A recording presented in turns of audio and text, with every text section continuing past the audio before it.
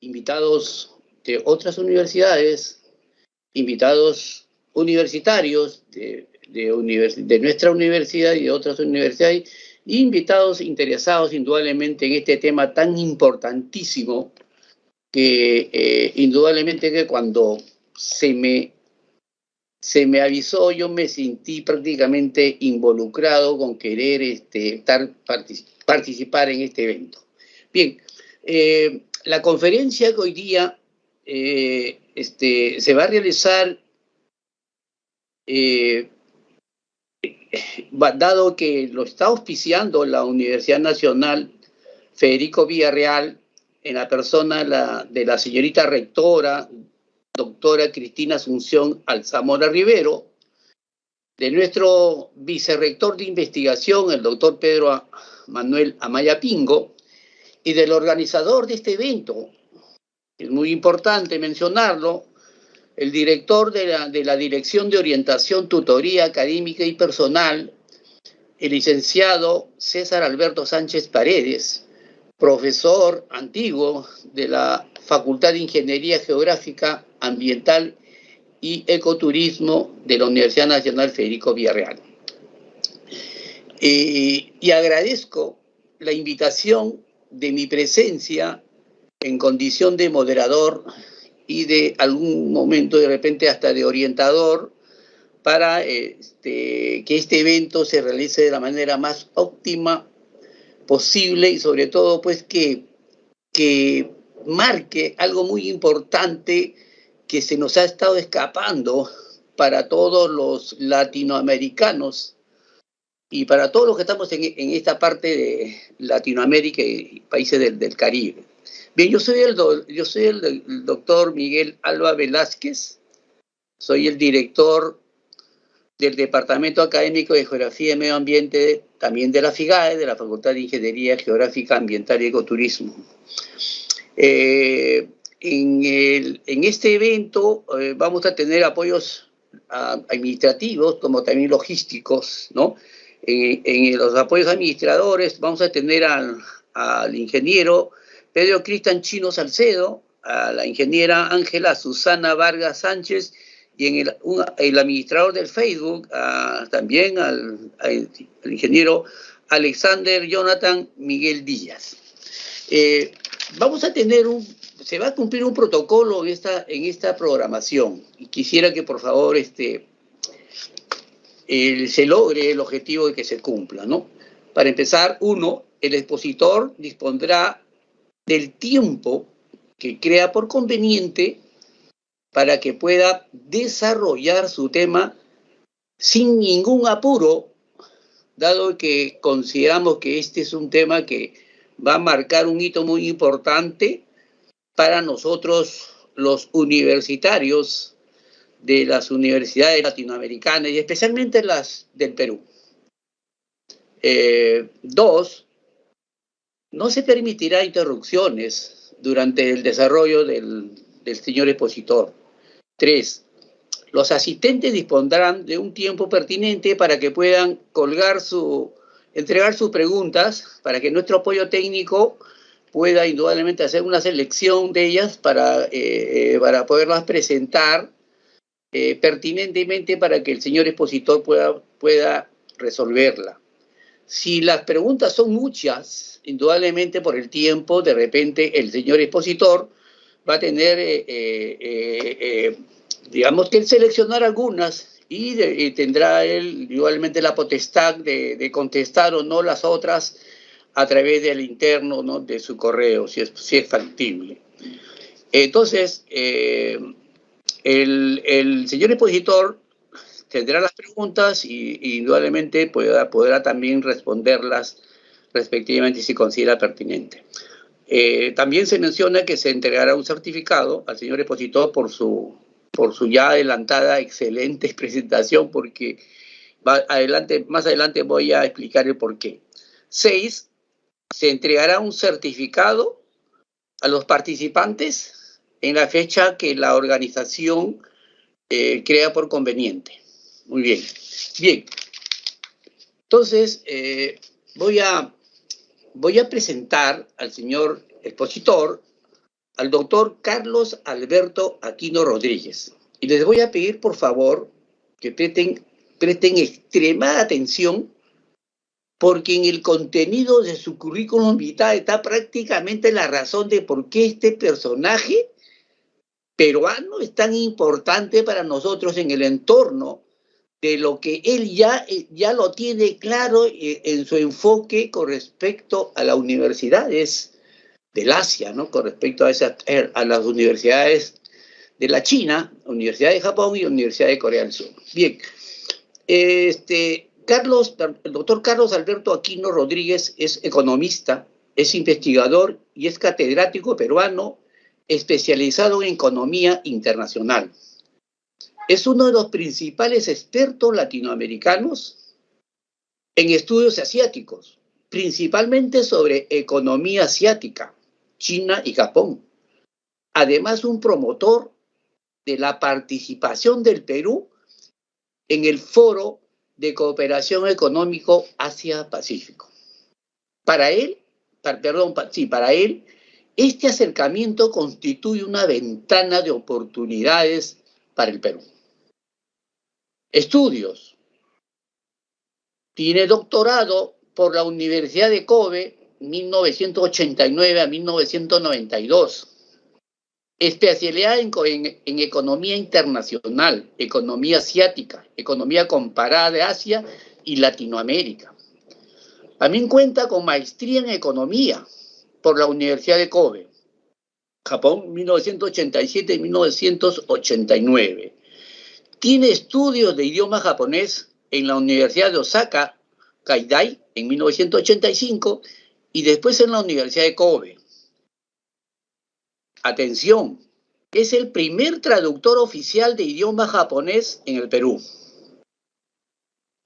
Es becado por el gobierno japonés para estudios de posgrados entre 1985 y 1992. Es graduado en la Facultad de Economía de la gloriosa Universidad Nacional Mayor de San Marcos en 1982, la primera universidad de América. Trabajos. Actualmente es director del Centro de Estudios Asiáticos de la Universidad Nacional Mayor de San Marcos. Fue director del Instituto de Investigaciones Económicas de la Facultad de Ciencias Económicas. Actualmente es profesor de la Universidad Nacional Mayor de San Marcos en la Facultad de Economía desde 1996. Materias que enseña: teoría del comercio, política económica, seminario de economía asiática y seminario de tesis. Actualmente, traductor público juramentado del idioma japonés, nombrado por el Ministerio de Relaciones Exteriores del Perú en diciembre de 1993 y ratificado en 1999. En el 2007 es el primero en el Perú y el único hasta el año 2002. Investigador visitante en la Universidad Tankang de Taiwán, febrero-agosto del 2012. Es investigador visitante en la Universidad Nacional Chongqing de Taiwán, octubre del año 2006. Es profesor visitante de la Escuela Internacional de Graduados en Ciencias Sociales de la Universidad Nacional de Yokohama, en Japón, de enero a septiembre del año 2002. Enseñó el curso de Economía Comparada del Este Asiático y Latinoamérica, dictado en idioma inglés. Profesor visitante en la Escuela de Graduados de la Universidad Tohoku Gakuin Sendai, Japón, abril a septiembre del año 2002. Enseñó el curso de Economía del Sudeste Asiático, dictado en idioma japonés. Profesor del Centro de Estudios Orientales de la Pontificia Universidad Católica del Perú de 1994 al 2009. Materias que enseñó: Seminario de Economía Asiática, Economía Japonesa. Embajador de Buena Voluntad del Perú de abril de 1992 a marzo de 1993 en el Centro Internacional Nogoya, Japón. Antes de darle pase al excelente catedrático universitario peruano de la Universidad Nacional Mayor San Marcos y de la Universidad del Perú, indudablemente que según los reportes que nos solicita la SUNEDU, cada 5 años tenemos que estar actualizando las currículas de estudio, ¿no? Y yo estoy viendo con ya no es una visión, sino con una realidad de que cómo es posible que hayamos estado tan lejos de podernos identificar con universidades del Asia, encabezadas por estas universidades, como tanto pues China, Japón, Corea, ¿no? Y otros países más que están dentro de ese corredor asiático, inclusive hasta la India. Es por ello pues, que es muy bien de que la Universidad Latinoamericana tiene que empezar a enfocar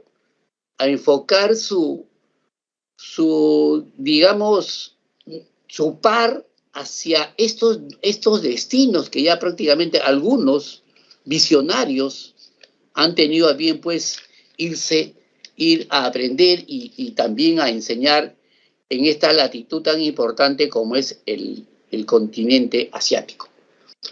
Doctor Carlos Aquino Rodríguez, sin más preámbulo y sobre todo también con el respeto, porque el decano de la Facultad de Ingeniería Geográfica, Ambiental y Ecoturismo, el doctor Jorge Lescano Sandoval, ¿no?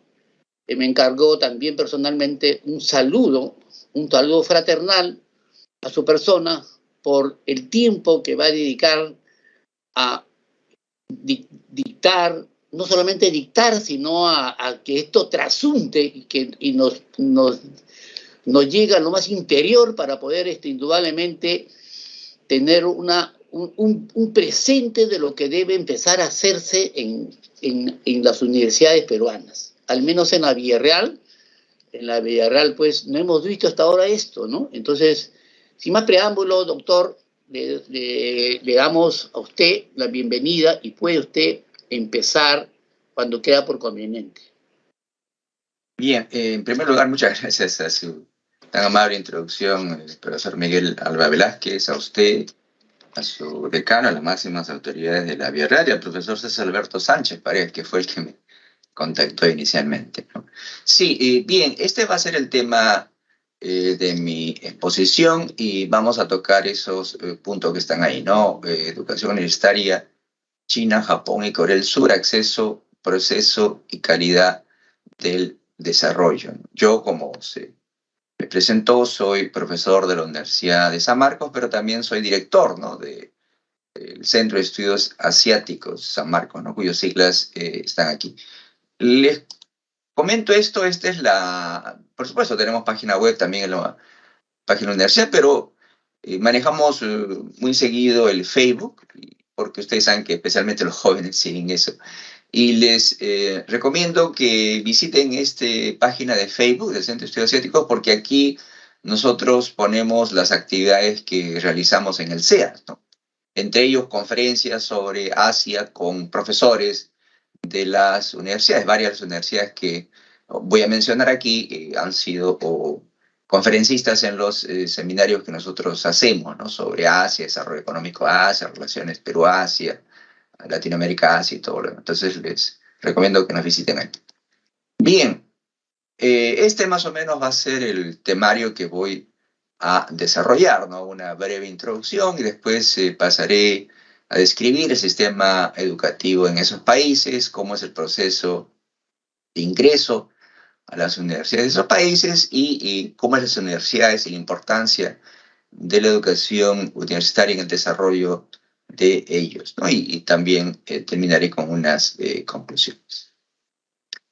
Bien, yo creo que lo primero que habría que tomar en cuenta, yo creo que todos los que atienden aquí, especialmente los profesores, entienden, por eso me han invitado, la importancia de conocer mucho Asia, ¿no? Porque Asia ha sido pues una región, el Asia Oriental, ¿no? El Asia Pacífico, el Asia del Este, el Lejano Oriente, tiene varias denominaciones, estos países en particular que bordean el Océano Pacífico, en estos países asiáticos, y cuyos representantes más importantes y que han mostrado un desarrollo más interesante, increíble, por eso probablemente me pidieron que hable sobre esos tres países, son los que están mencionados ahí, ¿no? Japón, China y Corea. Japón fue el primer país no occidental en empezar a industrializarse desde el año 1868.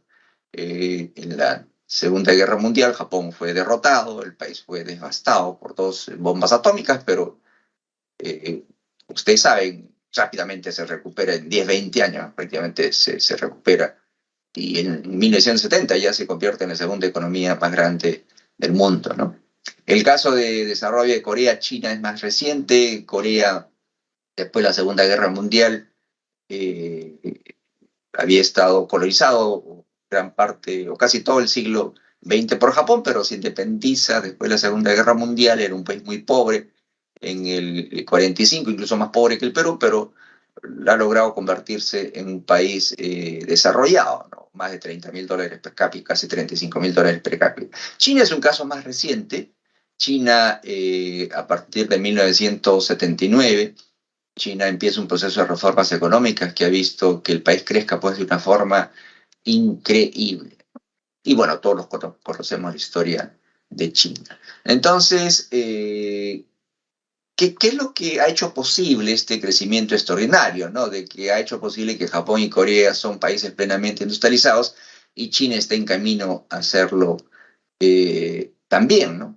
Quizás una de las cosas más extraordinarias de estos países, en particular Japón y Corea, es que son países que no tienen recursos naturales. Entonces la pregunta es, ¿cómo es posible que países tan pobres en recursos naturales hayan podido desarrollarse tan rápidamente, ¿no? Entonces ahí uno ya empieza a entender el papel de la educación, ¿no? Porque estos países, ¿qué hacían? ¿No? Compraban recursos naturales o nos compran recursos naturales, por ejemplo, a nosotros, nos compran nuestro hierro, nuestro cobre, y ellos lo transforman pues en productos industrializados que después se los compramos, ¿no?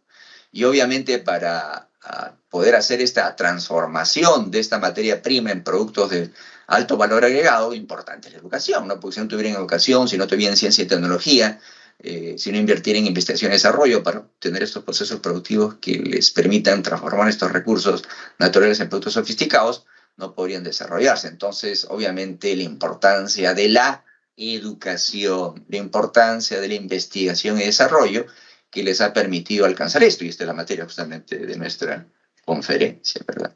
Hay muchas estadísticas que pudiera mostrarles sobre el desarrollo del Asia. Voy a mostrarles creo que uno o dos. Por ejemplo, este es un cuadro que es uno de mis favoritos, digamos, ¿no? Este es un cuadro, en realidad no es nuevo, vamos a complementarlo con el cuadro siguiente que es nuevo. Este es un cuadro del Banco Mundial, ¿no? El Banco Mundial se supone que es una institución seria. Del año 2008 ellos publican lo que se dice Perspectiva de la Economía Mundial todos los años, 2 o 3 veces al año incluso. Y en 2008 publiqué este cuadro donde dice, miren ustedes lo que dice, ¿no? Crecimiento en el largo plazo del 80 al 2030, y dice que mide estas barras, dice crecimiento promedio bruto interno per cápita, ¿no? El Producto Bruto Interno, como ustedes saben, es lo que un país produce en un año determinado, ¿no? Por ejemplo, el año pasado creo que el Producto Bruto Interno del Perú fue más o menos, ¿cuánto? 215, 220 mil millones de dólares es lo que el Perú produjo en un año, ¿no? Pero el Producto Bruto Interno per cápita, o sea, por ejemplo, ¿no? El Perú creció, ¿cuánto creció el año pasado? 3%, no recuerdo muy bien. Es el Producto Bruto Interno, lo que el Perú creció el año pasado respecto al anterior. Pero el Producto Bruto Interno per cápita descuenta el crecimiento de la población, porque imagínense ustedes, ¿no? Yo comparo dos países, el país A ha crecido 5% y el país B ha crecido 3%, entonces, obviamente, si solo hago esa comparación, digo que el país A ha crecido más, porque ha crecido 5% y el país B 3%. Pero, ¿qué pasa, por ejemplo, si el país su población ha crecido, por poner exagerando, 5% al año, ha aumentado su población 5% al año, y el país B, su población no ha aumentado? Entonces, en realidad, en términos reales, ¿qué país ha crecido más? Ha crecido el país B, porque si bien es cierto, el país A ha crecido 5%, al crecer también su población 5%, en realidad el país no ha crecido nada, porque ha tenido ese mayor crecimiento de su economía, ha servido para alimentar a las bocas que han aumentado, ¿no? En cambio, el país B, a pesar de que crecer nominalmente 3%, ha crecido realmente más porque su población ha crecido, entonces ese crecimiento adicional se ha distribuido más entre la población que había. Entonces, por eso, calcular el crecimiento de los países tomando en consideración el Producto Bruto Interno Per Cápita es la mejor forma de calcular el crecimiento de los países. Y miren, este es un cuadro muy interesante. Aquí muestra grupos de países, ¿no? Este es el grupo de países de altos ingresos, ¿no? Son países que tienen más de $20.000 per cápita, según la definición del Banco Mundial. Y estos son el resto de países, ¿verdad? Los países de medianos y bajos ingresos. Y aquí está dividido por regiones. La región del Asia-Pacífico, dice, este asiático y el Asia-Pacífico, son los países asiáticos bañados por las aguas del Océano Pacífico. Aquí está China por sí solo, por supuesto, aquí está China incluido, pero aquí está China por sí solo. Aquí está el sur de Asia, aquí está la India, aquí está Europa, el Asia Central, aquí está el Medio Oriente y el norte de África, aquí está el África al sur de Sahara, África al sur de Sahara, o sea, la África negra, ¿no? Porque el norte de África son los árabes, pues Argelia, Marruecos, Egipto y todo, ¿no? Y aquí estamos nosotros, Latinoamérica y el Caribe. ¿Y qué mide cada barra? Cada barra mide lo que los países han crecido, ya sea en la década del 80, del 85, del 89, 90, perdón, en la década del 90 al 2000, del 2001 al 2010, del 2010 al 2020 y del 2021 al 2030. Obviamente, como este gráfico, este estudio es del 2008, el crecimiento del 2010 al 2020, el crecimiento del 2010 al 2011 al 2020 y del 2021 al 2030 son proyecciones, ¿verdad? Pero las primeras décadas, del 80 al 90, eso sí es crecimiento real. ¿Y qué es lo que interesante aquí? ¿Qué región ha crecido más en el mundo hasta el 2008 y qué región el Banco Mundial proyectaba que iba a crecer más? Es el Asia Oriental. Y lamentablemente una de las regiones que crece menos somos nosotros, Latinoamérica. ¿Por qué? Esa es la gran pregunta. Ahora, alguien dirá, pero este es un cuadro antiguo, ¿cómo sé yo que los asiáticos han continuado creciendo? Bueno, justamente por eso les traigo este cuadro de acá. Este es un cuadro nuevo, del julio del 2020, y aquí está, miren ustedes, el crecimiento por regiones, otra vez, Producto Bruto Interno Per Cápita, de la década del 80, de la década del 90, de la primera década de este siglo, y de la década pasada. Y efectivamente, el Asia emergente, que también es el Asia oriental, ha crecido más que cualquier otra región. Entonces, el Banco Mundial tenía razón. Los asiáticos han sido los países que han crecido más en el pasado, crecen más en el presente y según las proyecciones van a crecer más en el futuro. Y lamentablemente nosotros estamos aquí. ¿Por qué? A ver si podemos algo sacar una conclusión o entender eso en las siguientes presentaciones. Entonces, esta es la introducción. Entonces, si se ha desarrollado Asia, es porque, a pesar de que era muy pobre por la Segunda Guerra Mundial, imaginen ustedes, después de la Segunda Guerra Mundial, todo el Asia, excepto Japón, era el único país independiente, ¿no? China era nominalmente independiente, aunque estaba sometido pues, a presiones, invasiones y todo. China, Japón y Tailandia eran los únicos países independientes en el Asia. Todos eran colonias. Japón y Tailandia, ¿no? Y bueno, China en cierta forma. El resto eran colonias. Y miren ustedes como muchos de ellos, a pesar de que eran más pobres que nosotros hace 70 años, están mucho mejor ahora, 80 cuando terminó la Segunda Guerra Mundial. Entonces, vamos a ver la educación. Repito, la educación, ¿por qué? Porque muchos de ellos, especialmente en particular los países que estudiamos, no tienen casi recursos naturales. China tiene más recursos naturales que nosotros, pero China tiene 1.400 millones de habitantes.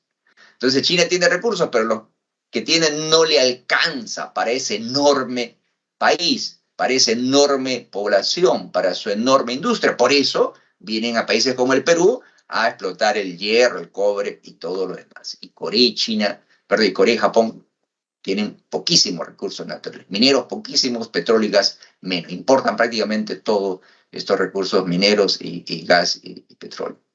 Bien, a ver, lo primero que ustedes tienen que entender es que la educación superior es muy importante en estos países. El ingresar a una universidad es el ticket de una vida mejor y un prestigio social inmenso. todas las familias hacen lo imposible para que sus hijos ingresen a la universidad. Eso le cambia la vida. Es diferente ser graduado de universidad y no ser graduado. Los salarios son distintos, la posición social es distinta, el respeto es distinto. ¿De dónde viene esa filosofía de importancia a la educación, a la meritocracia? La meritocracia es valorar a una persona por sus méritos, ¿verdad? Por sus estudios. Eso viene de Confucio, ¿no? Confucio fue un filósofo chino que vivió hace 2500 años y él dijo que para que un país progrese, sea mejor, tiene que ser gobernado por gente educada. Y gracias a él, desde el siglo II de nuestra era, en China se instauró los exámenes imperiales. Solo los mejores ingresan al gobierno. Y es algo que permite, persiste, perdura actualmente en la actualidad. Solo los mejores ingresan a trabajar a China, Japón, Corea, Taiwán, Hong Kong, Singapur y otros países más, ¿verdad? Entonces, las familias gastan, o sea, para las familias es importante que sus hijos ingresen a la universidad, posponen todos los gastos con tal de mandar a sus hijos a la universidad, pero la competencia es feroz, hay exámenes para ingresar, entonces las familias gastan dinero no solo mandándolos a las mejores escuelas, primaria, secundaria, sino también preparándolos, ¿no? En las famosas academias que nosotros conocemos e incluso contratando tutores privados. Ahora, ojo, las universidades son costosas, incluso las nacionales. Las nacionales son mejores en todo el mundo, casi sin excepción, las mejores universidades son nacionales, ¿verdad? Públicas. También en Asia, pero no son gratis, no son gratis. Yo estudié en la Universidad de Kobe, que no es la más cara, y economía creo que valía como $2.000, $3.000 semestre, imagínense usted. Son costosas. Las universidades privadas obviamente son más caras. Perdón, el siguiente. Este es más o menos el sistema educativo, que es más o menos similar, ¿no? Más o menos los 6 primeros años, sí, acá está, los 6 primeros años escuela primaria, elementary school, los 6 siguientes años en la escuela secundaria, pero que está dividido en 2 partes, ¿verdad? Middle school, que sería a los 3 primeros años, y high school, que sería los 3. ¿Cuál es la diferencia? En muchos países la educación obligatoria que los padres deben mandar sí o sí a sus hijos es solo los 6 primeros años de primaria y los 3 primeros años de secundaria, que son 6. Pero en realidad la mayoría o casi todos envían, aunque no es obligatorio por ley, envían a sus hijos a la escuela secundaria, ¿no? Y después está la universidad. Obviamente hay muchas diferencias, ¿verdad? Universidades de 4 años. Recuerden que el sistema es allá 6 primaria, 6 de secundaria, dividido en 2 niveles y 4 universidades. Por supuesto, hay variaciones, ¿no? Algunas chicos, chicas, después de los 3 primeros años de la escuela primaria, secundaria, perdón, se meten a las escuelas vocacionales, las escuelas técnicas, qué sé yo, ¿no? Y algunos al terminar la secundaria completa se meten a la universidad de 4 años, o a la universidad de 2 años, o colegios técnicos especializados. Esto es lo que pasa en Corea, y en Japón es algo similar también. Japón es algo similar también, ¿ok? Educación obligatoria, pues dice educación obligatoria, ¿no? 6 años primaria, 3 años secundaria, pero muchos envían los 12 años, ¿no? 6 de secundaria al colegio y después a la universidad. En China es similar. Bien, entonces al terminar la secundaria, para ingresar a la universidad, tienes que terminar los 12 años de educación en esos países, ¿ok? Entonces los chicos terminan sus 12 años de educación, algunos no van a la universidad, algunos van a una escuela técnica, especializada, vocacional, qué sé yo, o a universidades cortas, ¿no? De 2 años, ¿verdad? Pero los que van a la universidad, ¿cómo ingresan? Vamos a hablar de eso. Miren, el proceso para ingresar a universidades en esos países es muy competitivo. Por ejemplo, en Japón, el promedio general de aceptación de las universidades nacionales es el 25%. Son exámenes nacionales. O sea, hay una diferencia fundamental. En el Perú y en muchos países, quiero ingresar a San Marcos, postulo a San Marcos. Quiero ingresar a la Vía Real, postulo a la Vía Real. En estos países generalmente no es así. Yo tomo un examen nacional y de acuerdo a mi puntaje, si saco alto puntaje, ingreso a la mejor universidad nacional, y si saco un puntaje menor, obviamente a una universidad menor. Claro, si yo saco un puntaje menor y no ingreso a la mejor universidad que quería, el próximo año me tengo que presentar. Eso se permite, ¿ok? Entonces, miren ustedes, en Japón, el promedio de aceptación general de las universidades nacionales es el 25%. Ahora, tengo que hacer una aclaración. En Japón hay universidades nacionales, ¿no? Como la Universidad de Tokio, la Universidad de Kobe, pero también hay universidades públicas, o de prefecturas, o de gobernaciones, diríamos acá, ¿no? Y las privadas, ¿verdad? Entonces hay diferentes tipos de universidades, ¿no? Pero se supone que las más prestigiosas son las universidades nacionales, ¿ok? Acá está, los exámenes son exámenes nacionales estandarizados, ¿no? Por ejemplo, ¿cuándo se toman los exámenes? En Japón se acaba de tomar hace una semana y media, ¿no? El Japón, todos los años, por esta fecha, a veces cambia unos días porque supone que es sábado y domingo, la segunda, tercera semana de enero. Por ejemplo, este año, el 14 y 15 de enero de este año, unos 510.000 estudiantes tomaron el examen en 679 localidades, usualmente universidades y otros locales adecuados para el examen, ¿verdad? Estos resultados serán usados para el proceso de ingreso a 870 universidades. Ahora, hay algunas universidades, especialmente las mejores en Japón, por ejemplo Tokio, ¿no?, que aparte de ese examen nacional estandarizado común, toman su propio examen. Pero se supone que ese examen nacional estandarizado ha sido un primer tamiz, ha sido una primera prueba que tienen que pasar los que quieren llegar a esas universidades muy prestigiosas, ¿verdad? El semestre empieza en marzo en Corea, China, y en Japón empieza el 1 de abril. El año fiscal en Japón empieza el 1 de abril. Por ejemplo, esta es la foto del examen que hubo justamente el 14 y 15 de enero de este año, ¿verdad? En verdad son exámenes muy difíciles. En China, por ejemplo, imagínense usted, China es una población 11 veces mayor que Japón, ¿no? Son 1.411 millones de chinos, ¿no? Y los exámenes también son muy difíciles. ¿Cuándo se toma? Se toma más o menos en junio. Por ejemplo, el año 2022, los exámenes se tomaron el 6 y 7 de junio. Y unos 10 millones de estudiantes tomaron el examen. Ustedes se pueden imaginar, si quieren ingresar a la Universidad de Pekín, por ejemplo, Tsinghua o Fudan, que son las 3 mejores universidades, en teoría tienen que competir con 10 millones. O con 9.999.999 estudiantes. Imagínense. Ese examen se llama el Gaokao, ¿verdad? Y miren ustedes qué interesante. Este examen lo toman los estudiantes chinos cuando están en su tercer y último año de secundaria. Cosa que cuando ellos terminan la secundaria ya saben a qué universidad van a ir o ya están asegurados a qué universidad van a ir. Aunque varía de provincia a provincia. China es un país enorme, no solo en población, sino también en territorio, ¿no? 9.4 millones de kilómetros cuadrados, es el segundo o tercero más grande del mundo. ¿Y qué toman? Este examen, como dice, incluye pruebas de literatura china, matemáticas y un idioma extranjero, en la mayoría de los casos inglés. Esto es muy importante, escuchen bien.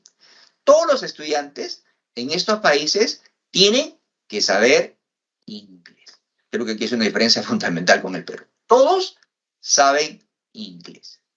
Si bien probablemente no hablan bien, pero leen, escriben inglés. Si no sabes inglés, no ingresas a una universidad ni en Japón, ni en China, ni en Corea. Ahora, obviamente en las universidades hay dos tipos generalmente de especialidades, ¿no?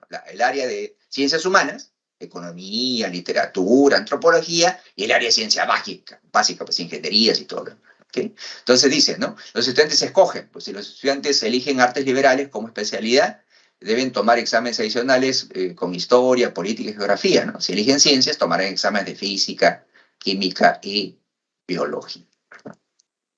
En Corea, también, por supuesto, hay un examen nacional unificado, que se llama de esa forma, prueba de capacidad académica universitaria, que es un examen de nivel nacional para estudiantes secundarios, ¿verdad? Usualmente, el examen es el primer jueves de cada noviembre en Corea. Miren ustedes, en Corea, yo creo que es incluso mucho más complicado. Miren, el examen toma usualmente 8 horas, ¿se puede imaginar? De 8:40 de la mañana a 5:40 p.m., excluyendo el almuerzo y el descanso de aproximadamente 1 hora. Los estudiantes completan 6 secciones que incluyen idioma nacional, matemáticas, inglés, historia coreana, materias adicionales y segundo idioma extranjero. ¿Qué son estas materias adicionales? Claro, depende, ¿no? Si yo opto ciencias, si opto estudios sociales, es diferente, ¿no? Si opto ciencias, obviamente voy a rendir exámenes adicionales de física, biología, química, ciencias de la Tierra, ¿no? Si opto estudios sociales, artes liberales, ética, geografía, historia, ciencias, política, incluso hay uno más, ¿no? Educación vocacional, e incluso, sí, pues, ingeniería, comercio, ¿no? ¿Okay? Entonces, recuerden ustedes, son exámenes nacionales, compiten no solo contra 10.000, 100.000, sino contra todos los que van a estudiar en la universidad, porque de acuerdo al puntaje alto, si obtienen un puntaje alto, pueden escoger la mejor universidad del país, ¿no? Y el inglés, si no saben inglés, no ingresan a la universidad.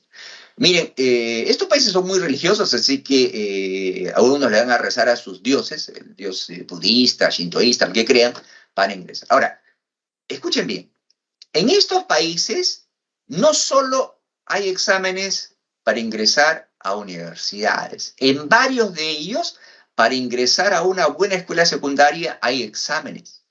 En Japón incluso hay una exageración, para ingresar a una buena escuela primaria hay exámenes. ¿Por qué? Si tú ingresas a una buena escuela secundaria o si tú egresas de una buena escuela secundaria, tienes asegurado ya la preparación para ingresar a una buena universidad nacional. Y para ingresar a esa buena escuela secundaria, tienes que haber egresado de una buena escuela primaria. Estos países son muy competitivos. Entonces, estos chicos ya están acostumbrados a competir, muchos de ellos, porque antes de competir para el ingreso a una universidad, han competido probablemente, aunque no es obligatorio. Obviamente la escuela secundaria está disponible para todos, pero para las mejores escuelas secundarias a veces hay examen. Entonces estos chicos, muchos de ellos ya han tomado exámenes antes para ingresar a una buena escuela secundaria, incluso en algunos de ellos para ingresar a una buena escuela primaria. Entonces estos chicos ya están acostumbrados a competir, están acostumbrados a prepararse muy bien para ingresar a una buena universidad, ¿verdad? Ahora, ¿por qué el sistema educativo es muy bueno y por qué estas universidades son muy buenas? Bueno, obviamente porque, primero, ingresan los mejores. Chicos que son muy competitivos, chicos que es una competencia feroz, decenas de miles de millones que compiten para ingresar a la mejor universidad, y porque son universidades que tienen muy bien financiamiento y, como vamos a ver ahorita, muy buenos profesores. Les voy a poner un ejemplo. En Japón se supone que la mejor universidad es la Universidad de Tokio. Imagínense ustedes, en el año fiscal 2022, que empezó el 1 de abril de 2022 y terminó el 31 de marzo de 2022, porque a partir del 1 de abril de 2023 empieza el año fiscal 2023. O sea, en ese año, imagínense ustedes, la Universidad de Tokio tenía un presupuesto que en dólares era 2.123 millones de dólares. Imagínense ustedes. ¿Para cuánto? Para 28.133 estudiantes. En el caso de Corea, la mejor universidad es la Universidad Nacional de Seúl. Esto es obviamente nacional, esto por supuesto también es nacional, todas son nacionales. El presupuesto de esta universidad fue de 735.7 millones de dólares al tipo de cambio actual, para un total de 27.924 estudiantes. Y en el caso de la Universidad Nacional de, bueno, no se llama Universidad Nacional, pero es nacional, Universidad de Pekín, fue en dólares 3.273 millones de dólares para 31.000 estudiantes. San Marcos, que es la universidad más antigua, no solo de Perú, sino de toda América, en teoría la más prestigiosa, y todo lo demás, el presupuesto inicial de apertura el año 2022 fue de 496 millones de soles. ¿Cuánto es esto? 127 millones de dólares para 37.000 estudiantes. Entonces, imagínense ustedes, San Marcos con más estudiantes que la Universidad de Pekín, la Universidad Nacional de Seúl, y la Universidad de Tokio tiene una porción de su presupuesto, ¿no? La Universidad de Pekín, por ejemplo, ¿no? Que tiene 20% menos estudiantes que San Marcos, tiene, ¿cuánto? Tiene casi 10 veces, 20 veces, 25 veces más presupuesto que San Marcos. Y lo mismo los otros países. Entonces, un problema es eso, pues. Si no hay financiamiento, ¿cómo queremos ser una buena universidad? Y yo pongo el caso de San Marcos, porque el caso de las universidades restantes nacionales es un problema. O sea, lamentablemente no hay financiamiento, o sea, no nos dan financiamiento. Si no nos dan financiamiento es muy difícil tener una universidad de primer mundo. Pero no es eso el único problema. El problema no es solo dinero, ¿no? Como vamos a ver. A ver, por ejemplo, a ver, les pongo un ejemplo. Por ejemplo, la Universidad de Pekín.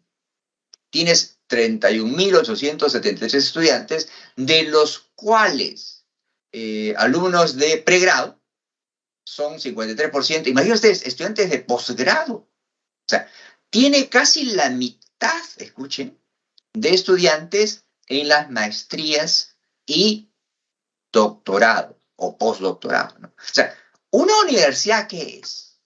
Una universidad debe investigar. Y si no tienes estudiantes de posgrado, maestría y doctorado, ¿cómo vas a investigar? Por eso esta universidad tiene casi la mitad de estudiantes de posgrado. Entonces, primera razón, por eso investigan mucho, porque tiene muchos estudiantes investigando, ¿verdad? Profesores también se supone. Segundo, una universidad es buena porque está internacionalizada, tiene muchos estudiantes internacionales. ¿Eso qué significa? Primero, obviamente tener estudiantes extranjeros es muy bueno porque nuestros estudiantes y los alumnos aprenden cosas distintas, interrelacionan con otras personas, aprenden realidades distintas. Y obviamente, si reciben mejores estudiantes del mundo, obviamente tu universidad también va a ser mejor. Ahora, obviamente hay muchos estudiantes extranjeros en la Universidad de Pekín porque es buena universidad, ¿no? Si no fuera buena universidad, nadie va a querer ir ahí, ¿no? Entonces, el hecho de que los estudiantes extranjeros hayan en este porcentaje, 5.000 del total, imagínense esto, o perdón, tiene 31.000 estudiantes y estos son extranjeros, hay muchos extranjeros, significa que obviamente es una nueva universidad, ¿verdad? ¿Okay? De los cuales, de estos estudiantes, escuchen bien, extranjeros, el 61% está en pregrado y casi el 40% está en posgrado. Y miren acá, eso también es interesante. Una universidad es buena también porque tiene profesores extranjeros.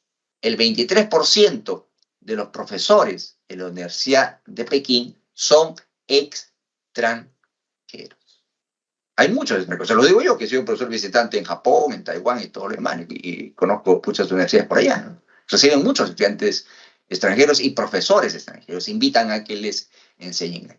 Entonces, un primer paso para tener una buena universidad es tener muchos estudiantes en posgrado, para que investiguen justamente, muchos estudiantes de intercambio y muchos profesores extranjeros. Ahora, para tener esto necesitas varias cosas, ¿no? Obviamente infraestructura, que nuestros profesores y nuestros estudiantes hablan inglés, porque claro, no todos los estudiantes extranjeros que están en China hablan chino, no todos los estudiantes extranjeros que están en Japón hablan japonés.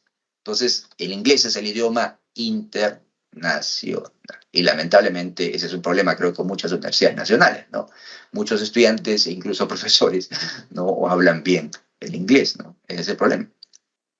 El caso de San Marcos, supone que es una universidad emblemática, miren ustedes, ¿no? En San Marcos, si bien es cierto, tenemos convenios con muchas universidades del mundo, pero, por ejemplo, ¿cuántos estudiantes extranjeros? Ah, perdón, aquí no está, pero así como la Universidad de Pekín tiene muchos estudiantes internacionales, obviamente también muchos estudiantes de Pekín, como de Seúl o de Tokio, se van afuera a estudiar. Este es el caso de la Universidad de San Marcos. Tenemos, dice, ¿no? Tenemos 89 estudiantes extranjeros en San Marcos ahorita y solo 2 profesores o 2 investigadores. Y estudiantes de San Marcos que están afuera solo tenemos 82 y 7 profesores afuera. Imagínense usted, ¿no? 2 profesores extranjeros en San Marcos. ¿Cuántos hay en la Universidad de Pekín? Un montón. Entonces, ese es el problema. Si nuestras universidades quieren ser de primer nivel, tienen que tener estudiantes extranjeros, tienen que tener profesores extranjeros, muchos de nuestros estudiantes tienen que irse afuera, muchos de nuestros profesores tienen que irse afuera, a que aprendan, ¿okay? Y acá hay otro tema también, que es otro problema, ¿verdad? San Marcos tiene 3.123 profesores, ¿ok? De los cuales un tercio solo tiene título profesional, un poquito más tiene maestría y solo este porcentaje tiene grado de doctor.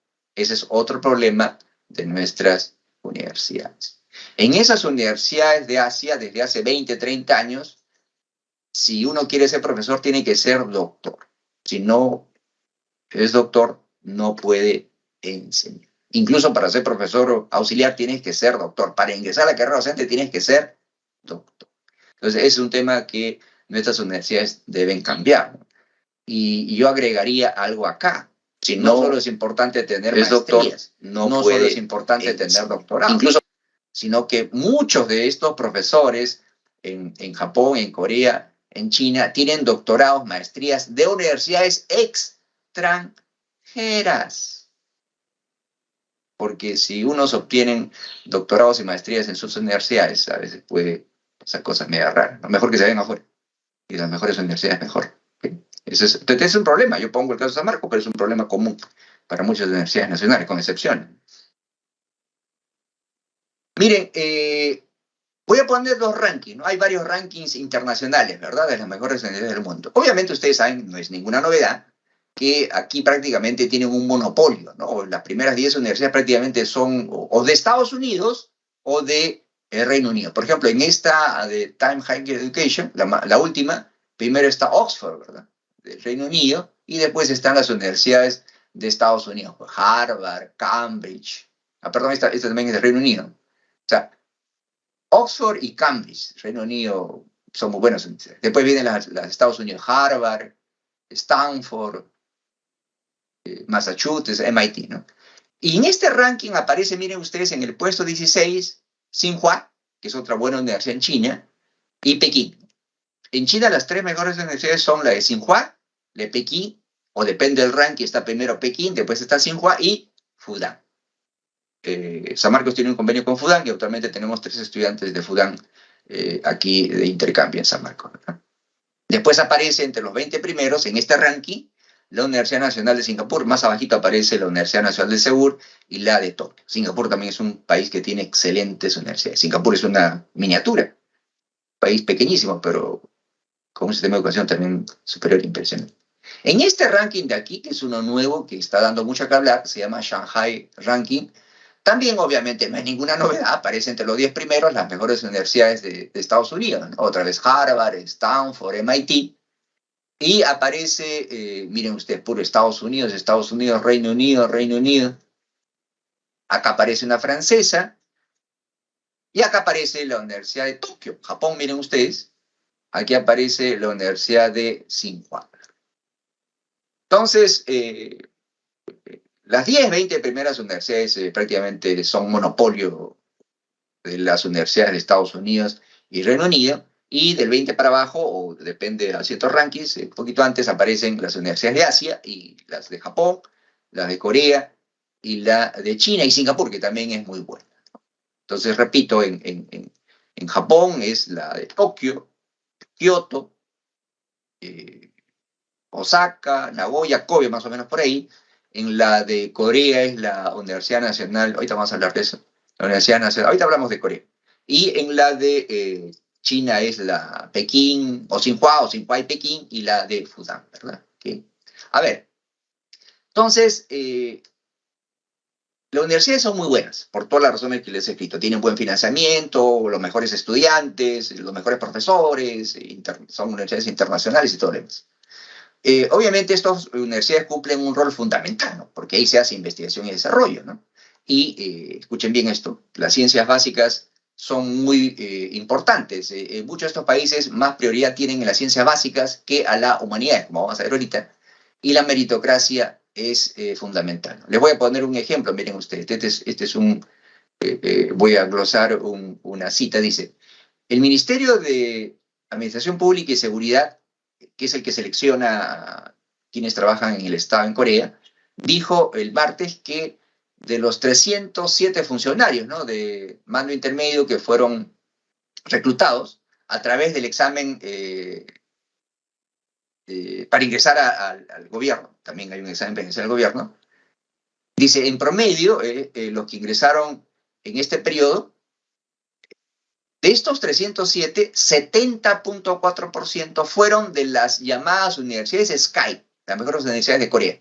Seúl, que hemos hablado, National University, Korea University y Yonsei. Ahora, Seúl es la mejor, es la nacional, pública, pero estas son privadas. Esta es privada y esta es privada. Entonces, imagínense ustedes, para ingresar a Corea, en realidad, el 70% de los que ingresan o ingresaban, y creo que esta tendencia se mantiene, son de las mejores, de las 3 mejores universidades de Corea.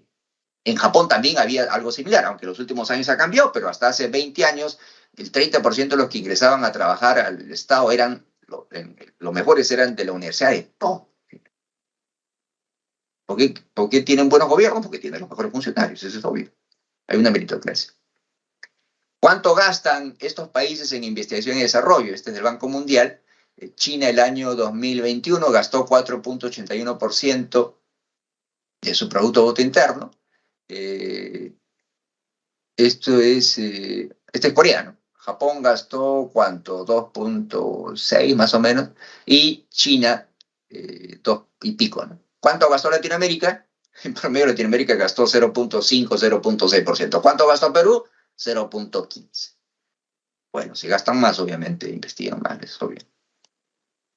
Miren ustedes, en China, escuchen bien, en China, casi la mitad de los estudiantes en las universidades se van a las carreras de ciencias, las llamadas STEAM, ¿verdad? ¿Qué son esas carreras STEAM? Science, Technology, Engineering and Matemática, ¿verdad? En cambio, en Latinoamérica, la mayoría no se va a ciencias, sino se va a humanidades, las llamadas HSLE. ¿Qué son esas? Humanity, Social Science, Law and Education. Obviamente, ¿cuáles son las carreras que crean? No desmerezco ninguna carrera, obviamente, pero ¿cuáles son las que crean ciencia que permite transformar una materia prima en producto industrializado? Obviamente son las carreras de STEAM, ¿verdad? Ciencia, ¿verdad? Entonces, en Asia es así, pues muchos se inclinan por las carreras de ciencias básicas y en Latinoamérica se inclinan por las carreras de humanidad. La gran pregunta es, ¿por qué? ¿Por qué? Es así. ¿Por qué en Asia los estudiantes se inclinan por las ciencias y en Latinoamérica por las humanidades? Ahí tienen las cifras. STEAM, poco más. ¿Por qué? ¿Por qué creen ustedes? Bueno, las respuestas son varias, pero la principal, obviamente, en Latinoamérica y nuestros países, matemáticas nos enseñan muy mal, ¿no? Muchos no les gusta la matemática. En cambio, ustedes conocen esta famosa prueba PISA, ¿no? Esta prueba que hace la OECD, el Club de los Países Ricos, que mide cómo los chicos saben los temas de lectura, ciencia, ¿no? En 3 especialidades, y los asiáticos están entre los primeros, ¿no? China, Japón, Corea, Taiwán, y todo, Singapur y todo. Y los latinoamericanos estamos de la mitad para abajo. Obviamente, esos países asiáticos les gusta ciencia porque les enseñan bien ciencia, ciencias, matemáticas. Aquí, lamentablemente, por varias razones, que no hay tiempo para discutirlo, pues, no nos enseñan muy bien, pues, química. Si no te gusta química en el colegio, vas a probar con las justas, no vas a escoger química. Entonces, les podría hablar mucho más, pero entiendo que el tiempo ya está en su límite. Entonces, yo creo que puede aprenderse algunas cosas de la experiencia en la educación universitaria en esos países, ¿no? Primero, obviamente, para tener buenas universidades tienes que tener buenos exámenes nacionales, estrictos, ¿verdad? Que incluyan, por ejemplo, inglés. Eso es básico. En este mundo de Internet, internacionalizado, si uno no sabe inglés, va a estar limitado mucho, ¿no? En los libros, textos y todo lo demás, ¿no? Segundo, no solo tener los mejores alumnos, sino obviamente tener los mejores profesores, ¿verdad? Y aquí también debe haber meritocracia. Debe haber meritocracia. Son los mejores profesores ingresar. Se supone que la ley de SUNEDO, en teoría, queremos que sea así y busca eso, ¿no? Que solo los mejores ingresen a la carrera y si es con maestrías y doctorados, mejor, ¿no? O debería ser así, ¿no? Y yo agregaría, mejor que sean maestrías y doctorados de afuera, ¿no? Porque con eso por lo menos hay inglés los profesores, ¿no? El otro, la internacionalización, por supuesto, de las universidades. Una universidad no puede ser buena si no tiene estudiantes que vayan afuera, si no tiene profesores que vayan afuera, y si no recibe estudiantes de afuera, si no tiene profesores de afuera. Por supuesto, deben darnos mayor presupuesto. En verdad, el sueldo de los profesores, hay que reconocer, ha mejorado, pero tenemos facilidades terribles, ¿no? No solo en Asia, en muchos países extranjeros, todos los profesores tienen oficina. En San Marcos no tenemos oficina. Si tienes un cargo, ya sea decano, vicedecano, director, tienes una oficina, si no, no tienes oficina. Entonces, verdad, y para investigación el presupuesto es poco, entonces aquí también debe haber una mejora, ¿no? Pero obviamente acompañado de eso de acá, ¿no? Pero repito, en realidad tener una buena educación universitaria es un problema general, ¿no? Porque si no tienes una buena educación básica, si no formas buenos estudiantes desde el comienzo, no va a ser fácil tener una buena educación universitaria. En todo caso, es un problema bastante grande y bueno, vamos a hablar de eso más porque no tenemos tiempo aquí. En todo caso, yo creo que podemos aprender de esos países. Repito, esos países, muchos de ellos hace 80 años eran más pobres que muchos en Latinoamérica. Ahora nos llevan mucho a ventaja.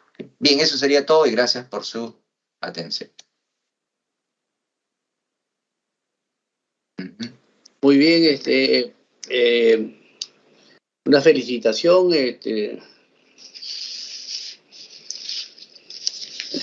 doctor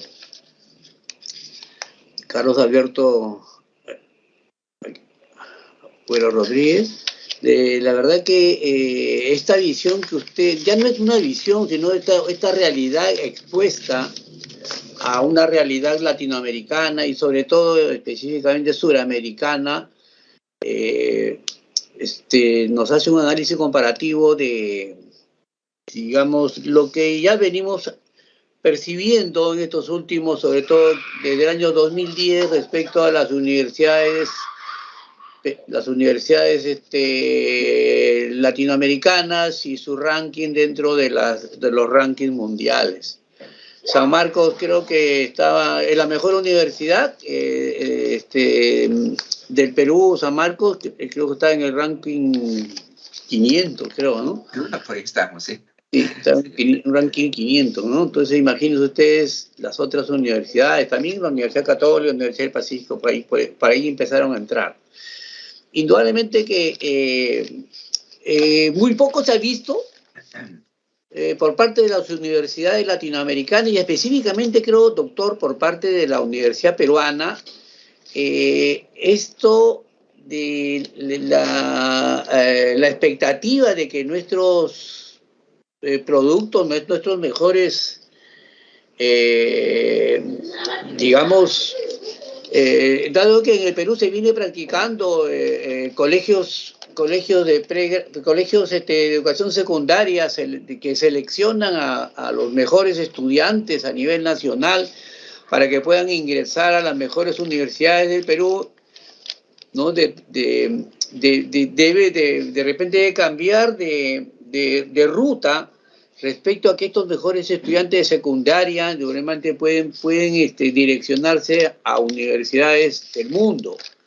Y creo que estamos en ese camino porque usted muy bien acaba de explicar el intercambio de los docentes y de los estudiantes de la Universidad Nacional Mayor de San Marcos a universidades del Asia, ¿no? Universidades China, Corea, Japón.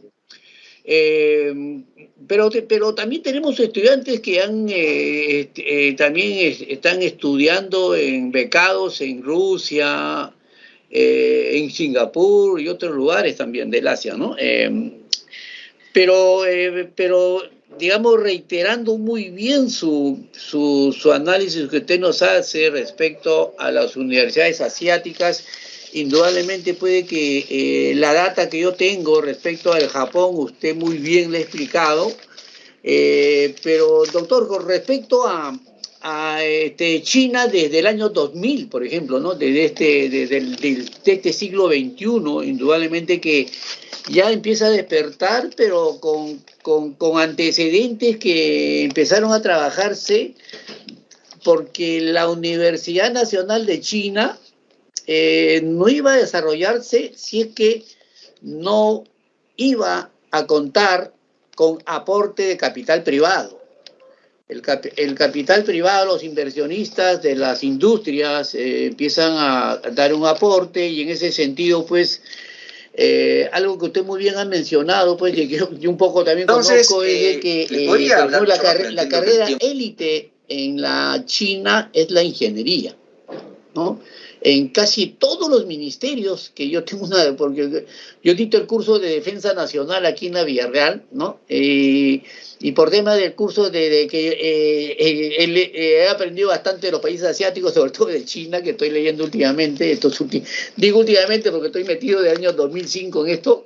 Veo pues de que la China ha invertido bastante, ¿no? En que sus universidades nacionales, doctor, hayan captado a los premios Nobel. En China los premios Nobel, todos, prácticamente de los premios Nobel del mundo, el 90-80%, sin exagerar, enseñan en las universidades chinas. Por lo tanto, hay una fuerte inversión que han hecho en educación, ¿no? En tecnología. Bien, es por ello pues, de que los resultados ya los estamos viendo en industrialización, en las tecnologías, en las robotizaciones, en el desarrollo y sobre todo pues en mejorar la calidad de vida y la calidad ambiental también, donde China está apostando bastante con sus ingenieros. En la carrera espacial, indudablemente que los laboratorios científicos de China, que están manejados por el Estado chino, indudablemente, apuntan indudablemente pues a tener una velocidad, a alcanzar la velocidad que tiene tanto Estados Unidos como Inglaterra y otros países de la Europa occidental. Es por ello que la Universidad Nacional en China, la Universidad Nacional en Japón y la Universidad Nacional en Corea, doctor, que usted muy bien lo ha explicado, indudablemente está dando ese aporte para la calidad, para el desarrollo nacional y para el desarrollo mundial, y eso ya lo estamos viendo. Pero indudablemente la carrera que ha tenido, el aporte de las inversiones privadas en China sobre todo, pues yo tengo acá una estadística pues que data pues de que se han creado estos últimos, desde el año 2010 al año del año 2006 al año 2010, que usted muy bien lo precisaba, pues, más el aporte de inversiones privadas de más de 1.000 entidades privadas que han aportado a las universidades, de los cuales se han fundado 2.409 centros de estudios en la educación entre 2006 y 2010, entre el 2011 y el 2015, ¿no? Y ustedes acertadamente nos ha dado una cantidad, pues que aquí yo la tengo un poco desfasada, ¿no? Donde se ha invertido 1,6 billones de dólares para expandir las industrias, donde aportan el 8% de la producción económica, según la visión que tiene, la visión que tiene la China moderna. Pero mire, doctor, es por ello de que yo al inicio de esta conferencia le decía a los señores participantes, capten bien todo lo que va a exponer este señor, que tiene ya no una visión, sino una realidad que trata de igualmente que la Universidad de San Marcos, pues su universidad, tenga este tipo de transformación con respecto al intercambio internacional, ¿no? La investigación científica universitaria, más todavía que se digamos, se pueda facilitar en la carrera docente, ¿no? Donde, como usted muy bien lo ha dicho, doctor, pues el profesor universitario debe contar con una excelencia internacional, no nacional, internacional. Y esto indudablemente se puede lograr con el camino de los doctorados y de las maestrías en el extranjero, ¿no? En universidades, sobre todo asiáticas. Doctor, aquí en mi facultad enseñó un profesor que yo quiero y estimo mucho, un japonés, de origen japonés, Oscar Sakai Honma, ¿no? Y creo que también fue profesor de San Marcos. Y este profesor que nos dio una gran visión en el conocimiento de la topografía y la geodesia, ¿no? En los tiempos que nos explicaba esto, pues habló el mismo tema que usted acaba de explicar, doctor, donde se decía, pues, oiga, dentro de 20 años va a suceder esto, porque ya está programado prácticamente en el tiempo lo que va a suceder entre 2001 y 2022, así nos comentó. Y dicho y hecho, esto ha ido sucediendo. El camino que ha tenido el Japón indudablemente es un camino, como usted muy bien lo ha dicho, es un camino primogénito, muy fuerte, muy rápido, con el golpe de la Segunda Guerra Mundial. Este país prácticamente se ha repuesto de manera muy considerable, ¿no? En el Japón existen 783 universidades, que usted lo ha mencionado, ¿no? 86 son nacionales, 92 son locales y 605 son privadas. 372 colegios superiores, 22 locales y 350 privados. Y cuenta con 57 colegios técnicos, 51 nacionales, 3 locales y 3 privados. Es decir, las especialidades universitarias, ¿no?, están basadas, pues, en la ciencia, como usted muy bien lo ha explicado. Y la misma figura sucede con Corea del Sur, ¿no? En ese contexto del Asia. Doctor, una pregunta. ¿Usted ha tenido oportunidad de ver en el intercambio de estudiantes como de profesores en las universidades que usted ha mencionado? Por ejemplo, en China, ¿usted ha visto intercambio de docentes y de alumnos del Japón? ¿Usted ha visto en Corea intercambio de docentes y alumnos de Japón y de China? Es muy importante ese criterio, doctor, porque a veces entre ellos había una especie de no oportunidad, de no apartheid. Salvo que usted, por favor, nos aclare esta figura. En China, Japón y Corea, obviamente, diferencias históricas, ¿no? El problema es que no van a terminar. Pero en intercambio académico hay un montón de intercambio, ¿no? Yo en la Universidad de Kobe tenía estudiantes compañeros de Corea, de China, Japón, dan muchas becas a esos países también, y en universidades de Corea, de China también he visto profesores japoneses. Sí, por ese lado no hay problema. Podrán entender sus diferencias políticas y lo van a entender, no se va a resolver. Pero hay mucho intercambio, ¿no? Porque ellos saben, pues, que obviamente Japón quiere conocer más de China, China quiere conocer más de Japón, Corea quiere conocer más de China, y la mejor forma de conocer un país es invitando a su gente, ¿no? Si yo no invito o si yo no visito esos países, ¿cómo los voy a conocer? ¿No? Sí, por ese lado no hay problema. Claro, ya, doctor, mientras ya aquí hay participantes, preguntas, por favor, si el apoyo técnico, el apoyo administrativo, por favor, nos puede ya presentar algunas preguntas que han hecho los participantes, por favor. Pueden leer la pregunta.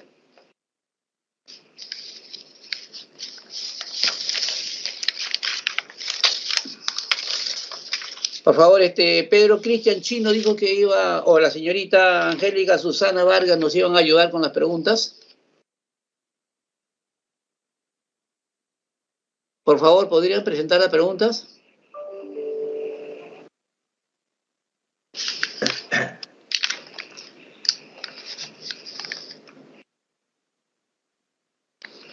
No cuento con la visión de las preguntas, por favor, el apoyo técnico que habíamos concordado para que haga lectura de las preguntas para que el doctor pueda, pues, resolverlas.